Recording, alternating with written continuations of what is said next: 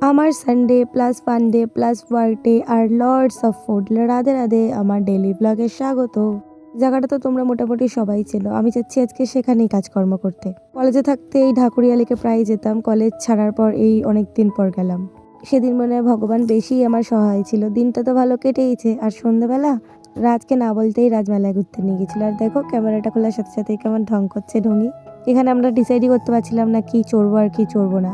একটু বেশিই ঠান্ডা লেগে গেছে, তাই জন্য ভয়েস ওভারটাও ঠিকঠাক দিতে পারছি না, বুঝতেই তো পারছো।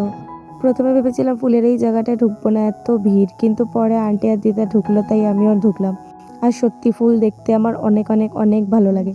আর গোলাপগুলো তো আলাদাই সুন্দর ছিল, কোন কালারের আমি গোলাপ দেখিনি। মেলায় গিয়ে আন্টি কিছুই খায়নি, দিদা খেলো একটু চা, আর আমি আর রাজদীপ খেলাম চিকেন পকোড়া আর এক চিকেন চাউমিন।